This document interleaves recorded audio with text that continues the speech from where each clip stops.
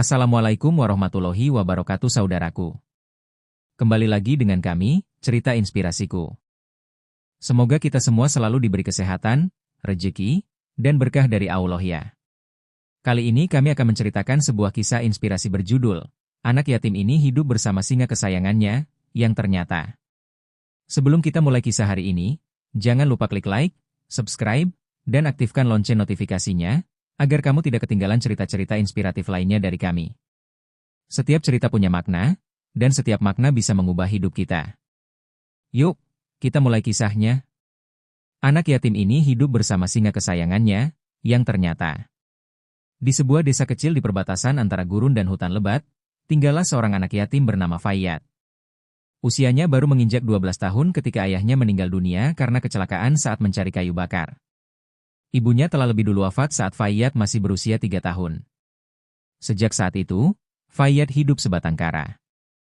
Tidak ada kerabat, tidak ada rumah layak. Ia hanya memiliki sebuah gubuk reot warisan ayahnya dan satu hal yang paling tak biasa, seekor singa jantan besar yang selalu setia menemaninya.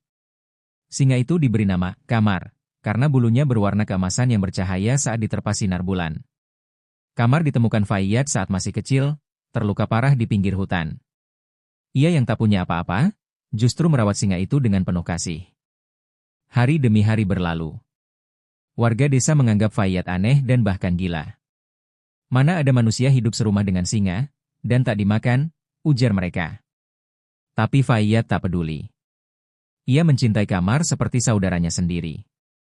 Mereka tidur bersama, makan bersama, bahkan sering terlihat berjalan beriringan di tengah padang pasir.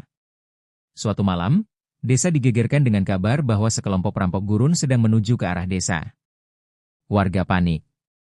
Mereka tahu tak akan bisa melawan. Tapi di saat genting itulah, Fayyad berdiri di tengah jalan masuk desa bersama Kamar.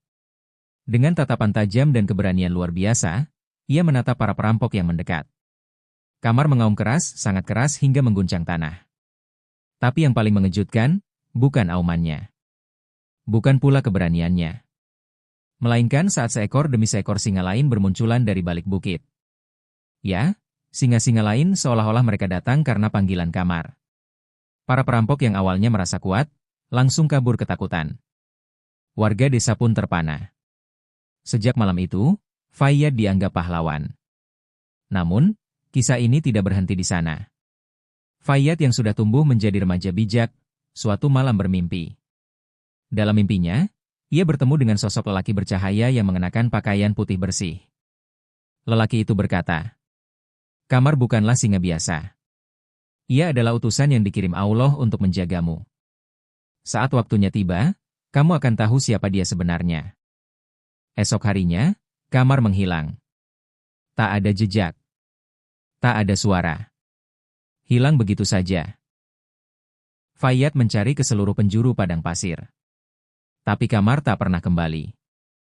Ia hanya menemukan di tempat tidur Kamar, sebuah batu kecil bersinar.